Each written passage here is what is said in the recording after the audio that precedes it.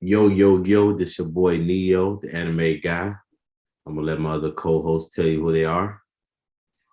Hey, it's me, Oscar, your friendly neighborhood nerd. How is everybody doing tonight? I'm sure they're doing good, bro. I'm sure they're doing good. Hey, what's up, guys? I'm your boy Nelly. I'm the cosplayer of the group, as you all know. And today, this is Babble Talk. All right, today we're gonna be talking about Thor, Love and Thunder. I'm gonna let Oscar take it away. Hey guys, so we all know that the Marvel Phase 4 has a couple of things planned. So after Spider-Man No Way Home, the next film, as Brant Neo said, will be Spider-Man. My bad. Apologies there. Thor, Love and Thunder, which will be released of this year in the summer of July 8th. So it's gonna be an interesting film. The same director from Thor Ragnarok is gonna be making the film, and we're gonna see a whole new take on Thor. He's gonna have a whole new costume. We're gonna see Natalie Portman return as female Thor. So, any thoughts on that, guys? Um, where to begin?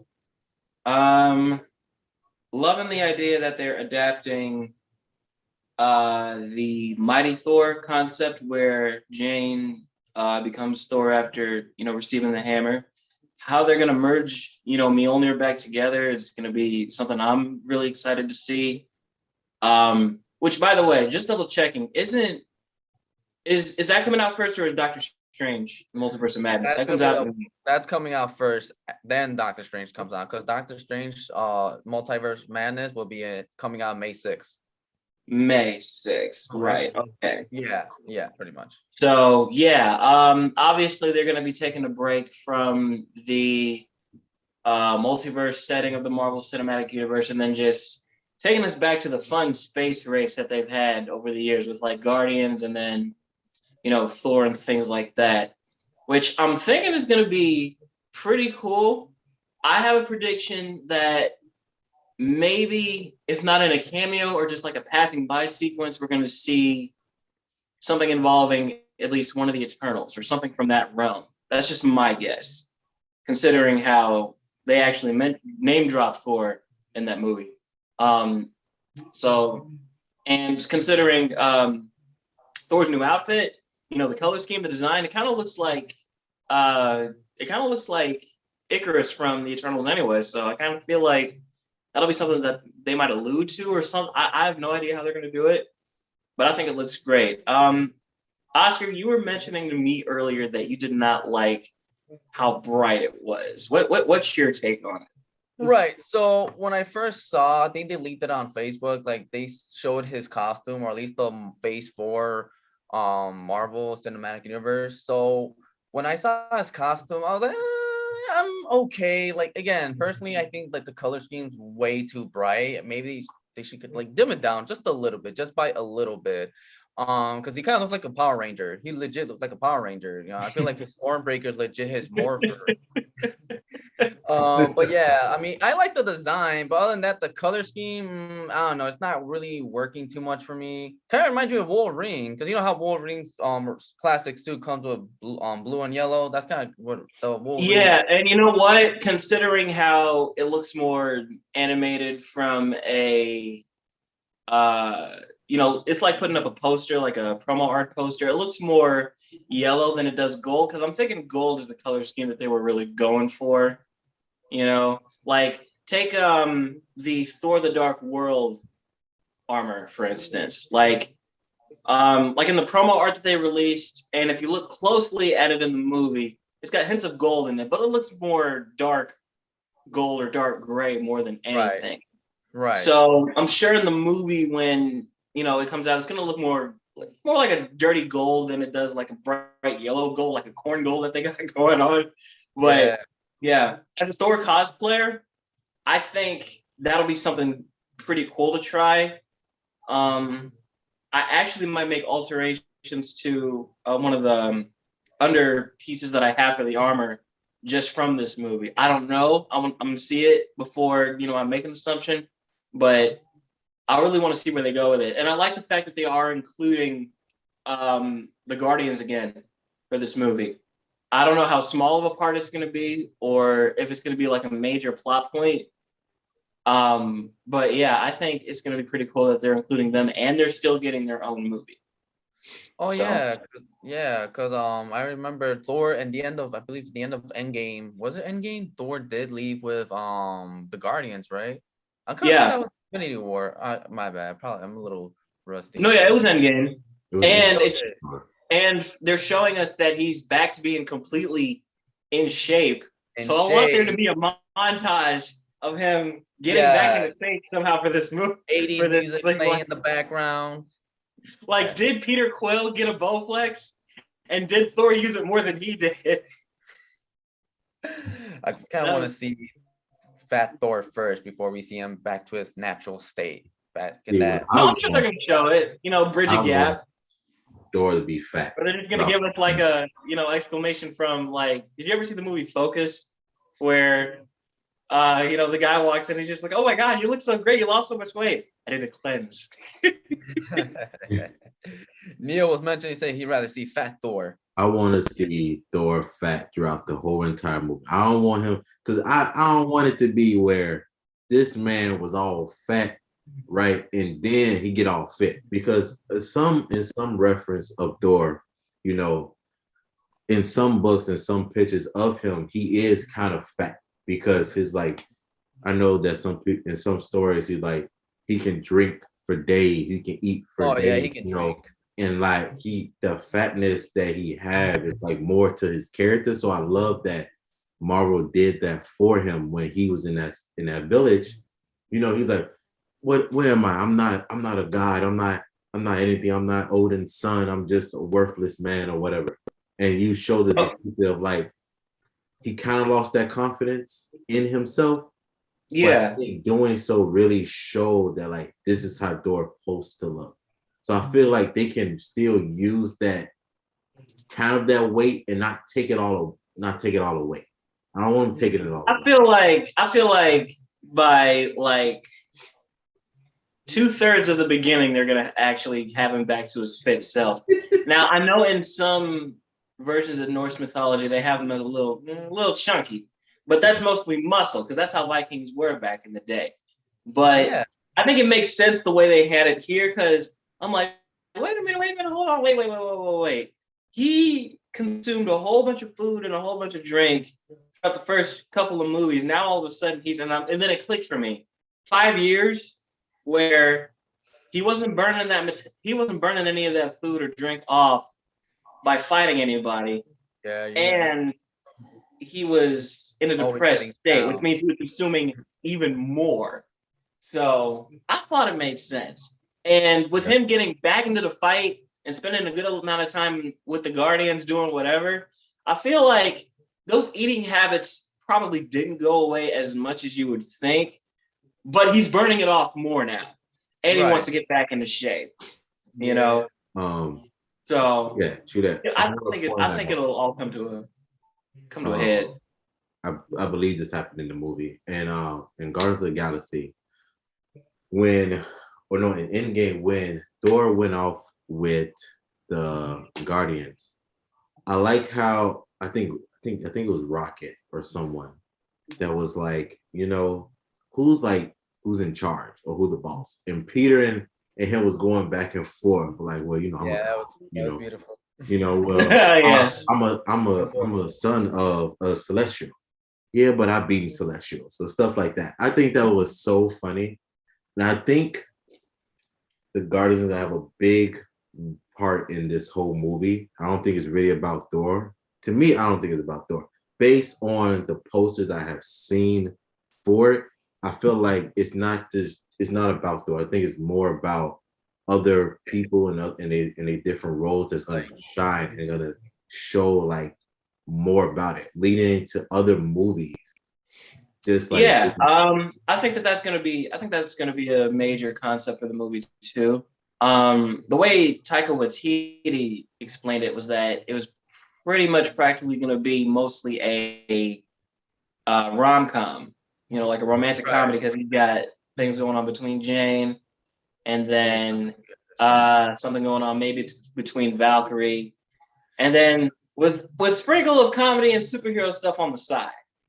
So I want to see where everything falls into place there. Now that it's just him, most of whatever is left of Asgard is literally back on Earth, and he's gone now. And that being said, which I do agree that was one of my favorite scenes in Endgame, sparring off between, Quill and Thor. The fact that he is half celestial, and we've seen just how major the Celestials play in terms of the Marvel Cinematic Universe, what they did with Eternals, and the fact that they explain how they're born, how they're made, how they evolve, and what needs to be done in order to form one. Where I want to see where ego might have fallen off. I don't know if they'll probably explore that more in Guardians of the Galaxy Volume 3, or maybe give a hint of it in this movie. But yeah, that's a pretty big concept. Now that there's literally pieces and bits of a celestial literally sticking out of the earth. So Yeah. that's something I want to see.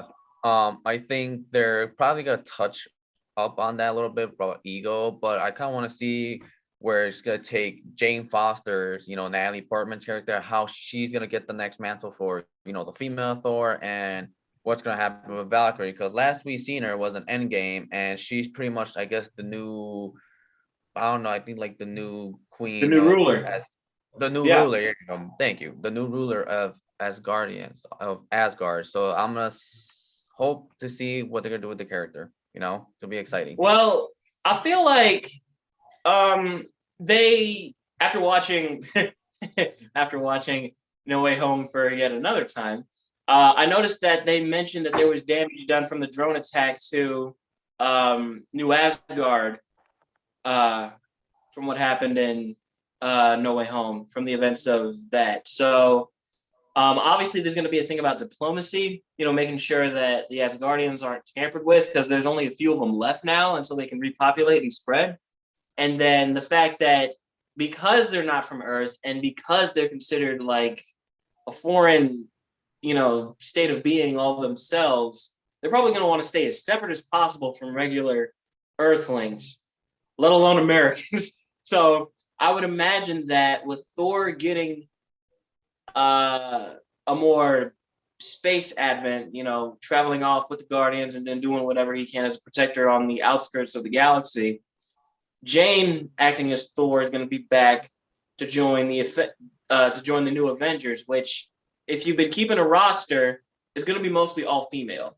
Well, not all female, but mostly female, because you got Kate Bishop taking over for Hawkeye, and then you got Yelena Belova as Black Widow, then you got America Chavez, and then you got Carol Danvers, and then you got Wanda, Scarlet Witch, and then you got Thor being Jane Foster now, and then Riri Williams, who's probably going to take over for Iron Man as Ironheart. Yes, that's what I heard. And I think the only like males that are left in the Avengers at this point are, if he's going back, if he's not going to be a solo hero, Spider-Man, Captain America. Oh shit, that's right. We got She-Hulk too. So that's another one. Yeah. And then of course, Shang-Chi. Wait, hold on 1 second. For Captain America, I thought he went back. He went back and put all the stones back and everything, and got. Not Steve Rogers. Talking about Sam. Sam Wilson, Falcon. Oh, okay, I got you. Yeah, okay. And don't forget, you also have Bucky as well. So it's Bucky, Sam Wilson, Doctor Strange, Peter Parker, Shang-Chi, and probably Wong. Well, I don't think he's gonna be like. Well, he's kind of part of it because he's, he kind of helps. He's the new Sorcerer Supreme, so he might be involved in it. By technicality. By technicality. I like that little detail too. I was like, say, technically, shouldn't he be the Sorcerer Supreme? And I forgot all about that question until they brought it up in No Way Home. And for a split second, I thought that the people cleaning up in the Sanctum Sanctorum were Shang-Chi and Katie, and I'm like, wait a minute, hold on, what? And I was like, no, never mind, that's not them. It's not them. That would have been hilarious. That was kind of funny. That would have been kind of funny. One thing I want to touch base on is that on Nick Fury, right? And Right. No Way Home. One of the officers told him, well, Nick Fury haven't been on Earth, right? Now, Right. everything that's going on with Thor Love and Thunder, do you think Nick Fury already knows if that statement is true that he's in space and whatnot or whatever? Everything with the celestial going in with the internals and everything. You know what I'm saying? Is that during that is like a different time period or so? Like, does he know? Because he knows everything. He know before you even blink your eyes. Well, See, there's a couple of things I want to unravel with that. Actually, for one thing, I'm gonna just point out, I feel like that the agent that was interrogating Peter and everybody else, I personally think he's a Skrull, because there's no way he should know that Nick Fury's been off-world. Yeah, I get you. Another thing, I think he's a Skrull. Another thing is, I'm pretty sure across the span of the multiverse, I think the loophole there being everyone on Earth knowing that Peter Parker with Spider-Man had their memory erased. So with Nick Fury being off-world, I don't know if he was affected by that spell. I think he might. So. I think he might be the only one from Earth that knows that Peter Parker is Spider-Man at the moment. And Quill as well, because he had met Peter. But at that moment, he was off-world. So I don't know how it all is going to play out in the end, where when it goes down to Doctor Strange for the new Doctor Strange movie, how is all going to play out, and will America Chavez be the key to everything to somehow bring it all back to where it's that people can remember, everybody remember Peter, even the people that's even on the world. You know what I'm saying? See, what I want to see specifically, not only with America Chavez, is, particularly with the future being so uncertain, with Kang looking like the big baddie that everybody's going to have to face. How are they going to come back together again? And more importantly, Secret Invasion is on the rise, which means Nick Fury's getting his own show, but we're dealing with shapeshifters. Yeah. So who's going to be hiding on Earth? Shapeshifting is who? Acting is who? How will that affect the Marvel Universe? And more importantly, will there be big cameos that come back from it? Because if somebody is acting as a Skrull, they could come back as Tony, they could come back as Cap, and they could come back as anybody who's been dead in the Marvel Universe thus far. Right. I feel like that the Secret Invasion should have been a film. I don't know about series. No, it is a series. It's going to be a series on Disney Plus. No, yeah, I know that, but I'm saying, like, I don't know how I feel about it being a series. Because it's gonna be kind of hard to like have them. Because I was just thinking, like, how are they gonna connect that with all the other films? Like you said, are they big actors from the movie gonna be coming up in the show as cameos? Because these are shapeshifters, or are these characters in the Secret Invasion gonna come out any of the other Marvel movies? Because I feel like they're all gonna tie pretty well. They haven't messed up with that just yet. My main thing would be, how would they be doing the cameos, and would they be in? Because let's be serious. It's Marvel. Regardless if it's a TV show, it's Marvel. So obviously their paychecks are gonna be pretty well. Even if it's a small cameo. Because you got Don Cheadle showing up for like 2 seconds in Falcon and the Winter Soldier. Yeah. And then like the rest of the series that we got coming up, there could be room for maybe like 2 seconds. Let's have RDJ come back, or in 2 seconds, let's have Chris Evans come back. And like, even for She-Hulk, we don't know how long Mark Ruffalo is going to be as Bruce Banner, but he's going to be there as well as Bruce Banner and the Hulk. Yeah, and I heard as well that Charlie Cox will be coming back as Daredevil for that series as well. That'll be kind of cool. It's kind of cool to see him back on the big screen. Thank God. But I'm a little nervous about it, but no, he's back in the big screen. I'm glad to see that they brought that back, and I hope as a result of it they renege on their decision and come back with a season 4 for Daredevil. Well, the thing is, Daredevil, like even if they did try to bring that as a series or even a film, they're gonna have to pull that off for like Phase 5, because he's probably still gonna make his cameos here and there. He's pretty much just a cameo. He'll be popping out here and there. But as for like series wise, it looks like they have everything set up already. So they probably in Phase 5, that's when they'll probably make another Daredevil series, or hell, even make his own movie. That's Right. probably gonna be watered down, but you know. I'm noticing something too with these cameos. I feel like there's no one set replacement for Stan Lee to be popping up. Everybody's just taking turns, you know.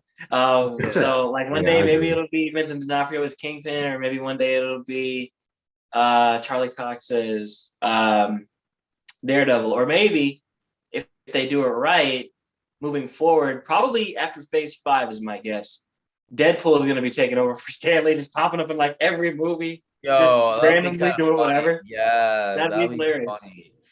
Yeah, and then like I believe right after like the Doctor Strange movie, because you know we got Thor, Doctor Strange. The next one will be Black Panther, Wakanda Forever. Wakanda Yeah, forever. I just man, want you to. already know. You already I'm know. very interested to see what they do with that, considering what's been done, who we've lost, and more importantly, they're introducing Namor, the Submariner, and Yeah, that's interesting. that's going to be interesting. They made an allusion to the Atlantic plate being shifted in Endgame, so that implies that I believe Atlantis was messed around. They said we handle it by not handling it. So there's got to be Right, something beneath the water there. So we have an Atlantis in the DC universe that's been explored. Let's see right. how it goes here. And funny enough, I honestly thought that they were going to go with their original idea, because I heard through such and somebody basically that the original concept they have was for T'Challa to face off against, I don't know what Big Daddy it was, but in the mix, Craven was supposed to be involved. So he was supposed to Oh, take on Craven the Hunter, who was going to take on the King of Wakanda with what was believed to be the last heart-shaped herb. Basically, with him stripping his powers away and taking on Craven warrior to warrior, he was going to basically walk away with what he considered the Panther's pelt, meaning some vibranium straight off of his back.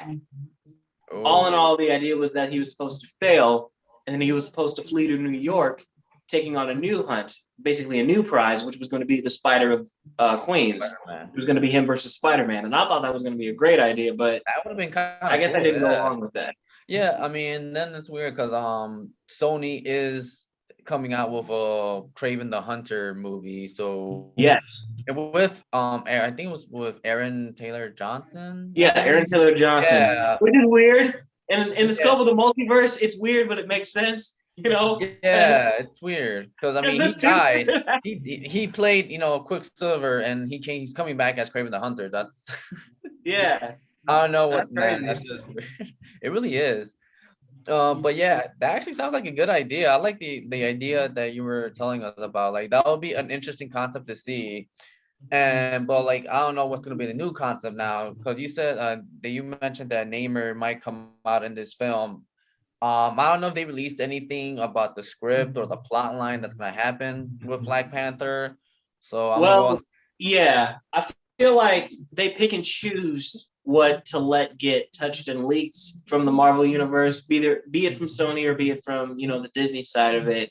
I feel like they pick and choose. Like they like toying with us, letting us Right, speculate, which is why they didn't have such a closed, tight seal on No Way Home, because a lot of people were already guessing that Toby and Andrew were going to show up. But for this movie, because there's still so much in development, they're trying to work out.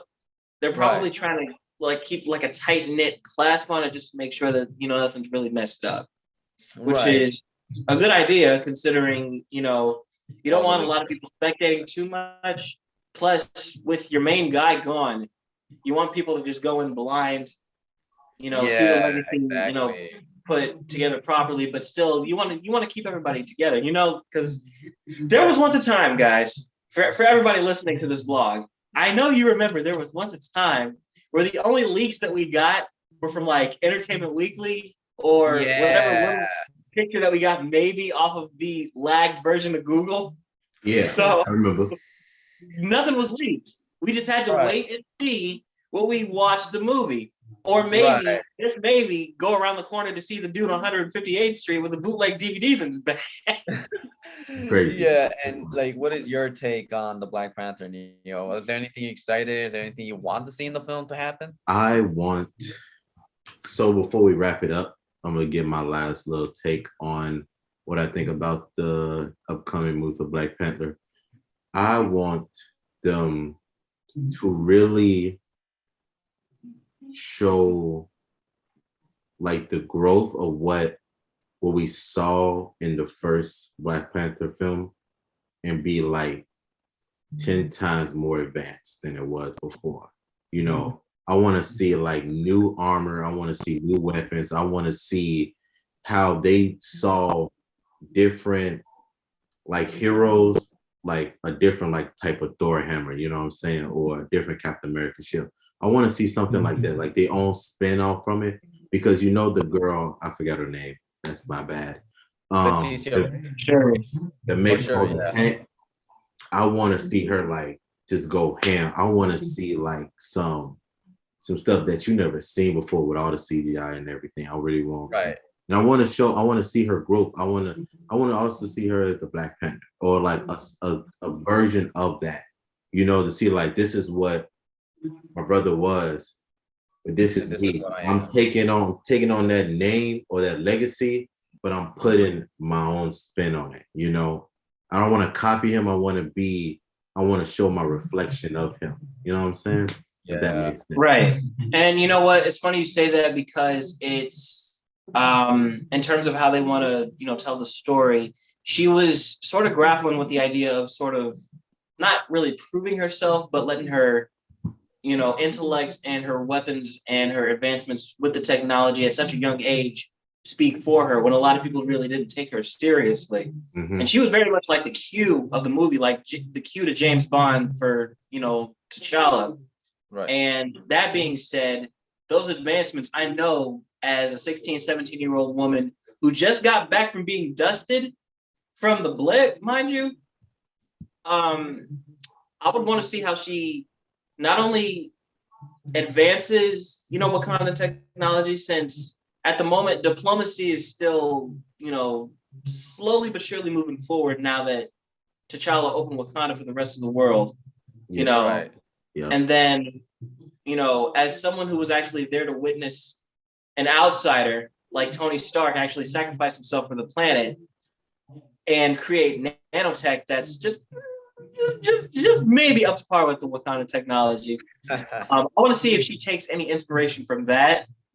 And maybe even further down the line, I want to see if she and Riri Williams, connect and start making some pretty dope stuff. Because that would be cool. Yes, indeed. And that, guys, will end the podcast for tonight. This is Babble Talk. I'm Neo, the anime guy. I'm Oscar, the Marvel and DC guy, also known as your friendly neighborhood nerd. And I am your boy Nelly. I am your melanated nerd of the evening. We all melanated. Well, two of I'm them. the cosplayer of the group. It was good talking to you guys again. All right. All Have a right. good night. See y'all next time. All right. Next time. Deuces, y'all.